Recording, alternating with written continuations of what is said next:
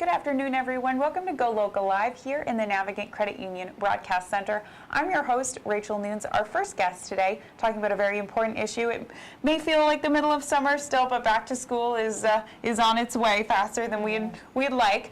And so Carmen Recalde Russo, she's here. She's the Director of Community Engagement at the Rhode Island Coalition Against Domestic Violence. She's here to talk about how we can help prevent dating violence in teen relationships. Like I said, very important as back to school approaches, as well as some events that are coming up with the organization. So thanks so much for joining us today. Thank you for inviting us.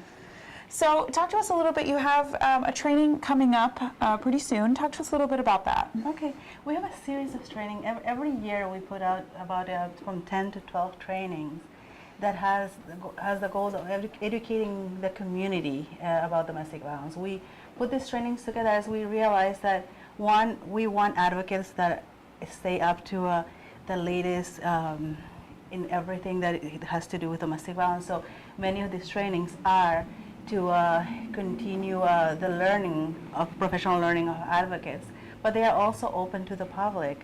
And we every year we host like 2 domestic violence 101s that is a whole day training that provides all the knowledge that you need to have about domestic violence in just one day.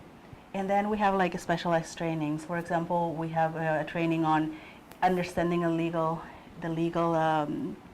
system and working with DCYF that help advocates and help also people that are dealing with those systems, like navigate through the issues that they're having.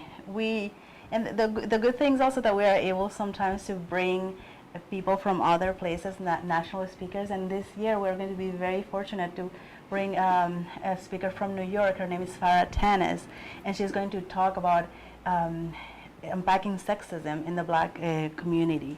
So it's a very good way of like really addressing like some of the demystifying sexism and looking into some of the how those sexism affects the marginalized communities. That's great. And of course, these programs, I'm sure, are geared towards people who deal with domestic violence and watching the warning signs. But as you said, it is open to the public. And who would you recommend it to? I think knowledge is, knowledge doesn't take a space. That's how we say it in Spanish. So I think it's open to everyone. We have a lot of people. We have a lot of social workers that take the training. We have some teachers that take the training. We have just survivors that go and trying to learn more about the systems that are they're navigating. And then we also have like people like in the community that they want to be like active bystanders, and they use these trainings to be able to be more active in addressing domestic violence in their community, in their lives. That's true. I'm sure everyone in some context has come in contact with domestic violence, and the more you know, the more you can be aware of it for friends and relatives and pretty much anyone. Yeah, definitely. Like the one in 4 women and 1 in 7 men are victims of domestic violence. So it is very likely, if you know 4 women, if you know 7 men, you most likely know someone that is being affected by domestic violence. And education goes a long way in helping someone find resources, in helping someone even understand, what is happening to them. So it's a very the trainings they're great trainings. They are open to the community, and we offer also a continuing education credits for some professions. So it's a good way of getting some some knowledge to help others. So talking a little bit more about that, you said 1 in 4 women and 1 in 7 men experiences domestic violence. And I know a lot of people tend to think, oh, well, domestic violence is just being hit or just being yelled at all the time. And like I said, as we get towards back to school time, teenage years are really formative years for how we build our romantic foundations and how we approach relationships. And so getting into that a little bit, why is it so important to teach healthy habits to young people? It is very important. There's a local statistics, like from Rhode Island, 1 in 10 survivors experience their first abuse, like the first instance of abuse, between the ages of 11. So 11 years old like still like I think that's like you're barely making into middle school. So when you're 11 years old to 24, so that is like a huge number, especially thinking about someone that is so young and maybe doesn't have the maturity to be able to deal with the circumstances. And many times we think about dating violence, we think about this like a puppy love, and it's just like something like not very drastic, but domestic violence, dating violence has a very lasting effects in the victims. So it's very important for teachers, parents to learn about dating violence, to learn about how to help their kids establish healthy boundaries and start early. We focus a lot of time, I think, in the past talking to teenagers, but the studies show that we have to start way early and talking about like healthy friendships, establishing boundaries for themselves, and really taking away some of those beliefs that we have that are so conducive to violence and so conducive to sexism. Like how many times you heard like, oh, you're running like a girl, or you're hitting like a girl, or if someone is being bullied, like, oh, that's because he likes her, that's why she's harassing her. So those things that seem like very innocent at the beginning, but it conveys a message that violence could be tolerated. So it's very important that we already raise children that are going to grow to have like healthy relationships when they are in their teens. And so what, both for teens and young people, as well as teachers, administrators, and people who come in contact with them, what are some of the things that they should know? What are some of the things they should be aware of? And what are some of those things that, like you said, that you grow up thinking, oh, well, he pulls on my hair because he likes me, and then that becomes normalized into, well, he hits me because he loves me. What can we be on the lookout for? I think that first, like talking about the teachers and what teachers should know.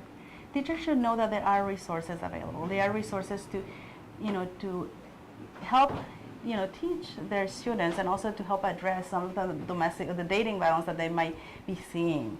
And those resources are like online. They can go to our website, and there's also like a wonderful national website that's called loveisrespect.org that has like a lot of activities for teenagers and for middle schoolers to help them learn about healthy relationships versus unhealthy relationships. And then when we're talking about like some of those societal norms that that allow domestic violence to happen, you just have to look at some of the movies that we grew up watching, and how like many times harassment or stalking is viewed as like it's romanticized. It is, yeah. If the guy comes to her house every day and sends her 1,000 letters and says, "Oh, I really want to be with you," it's seen as, oh, he's really pushing hard and he's doing his best. Like it's real love. And if you think about like just not too long ago, with the vampire, what was the name of the vampire books? Oh, the Twilight movies. Twilight movies. Oh my goodness. Not a healthy relationship. It's a horrible, unhealthy relationship, and I think that is something that got lost within everything. You have Tim Edwards, I can't remember the other character, but you have all these things, and there were things about like many breaking and entering. There were like watching her sleep yes. and things like that. And it's funny you say that, because I remember they came out when I was in middle school, and I remember reading it and thinking, wow, this is so romantic. Exactly. And then looking back in high school and thinking, wow, that's really creepy. Yes. I wouldn't like if someone did that to me. Exactly. And sometimes we see that. We see very even where with like cartoons. I have like 7-year-old girls now, and I am watching the cartoons that they're watching. I'm watching the shows that they are watching, and there's so many behaviors that are just not, right. And it's very important that as parents or as adults in the lives of like children, teenagers, for us to really step in and educate them about what is healthy, what's not healthy, and have conversations about it. Have conversations about like how would the other person feel, like, because it's a lot about empathy. It's about a lot about creating boundaries. It's a lot about like them being able to understand what is right and what's wrong. And so a topic that's not talked about as much, usually when we talk about domestic violence, when we talk about teen dating violence, it's in the context of an abusive man with abusing his girlfriend. But I feel like something that's not talked about as much, especially in younger people, is the girlfriend who's really like the trope of the controlling girlfriend and the I don't like when you talk to other girls. I don't think a lot of young girls, teenagers, college students, I don't think they realize that that too is a form of emotional abuse, that kind of controlling behavior. And I don't think it's as widely known, as widely accepted, and I think some of that too goes back to the whole toxic masculinity of, oh, it's fine, guys can't be abused. So how can we, in 2018, as we try to break down all of these stigmas, how can we bring male abuse into the spotlight as well, especially for teens and for young people? It's good to know that males are being abused too. 1 in 7 men are being abused, and the way that abuse impacts men is different from the way it impacts women. But at the end, it's like domestic violence and dating violence is about the power and control. It's about one person trying to have complete control over the other person's life. That's the way they feel, the way they act, the way they dress, so everything about their lives. And that doesn't mean that strength necessarily. It doesn't mean that having more money versus not. It's just about like this desire of like someone to control.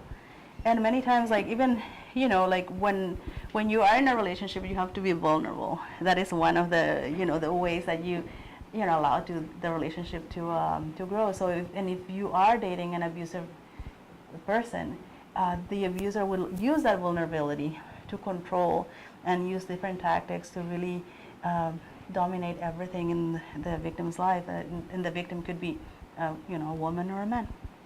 And so when it does come to controlling relationships, especially in young people, I know no parent has ever gotten very far walking up to their child and saying, I don't think you should date so-and-so because he's a bad influence on you. A lot of times the instinct is to say, oh, well, you don't understand, we're in love, or maybe there's the embarrassment of why didn't I see this earlier? Yes. So as a parent or an educator, what are some ways that to approach someone who you think may be in a controlling relationship to maybe help them see it instead of walking up and saying, hey, this is bad, you need to do something?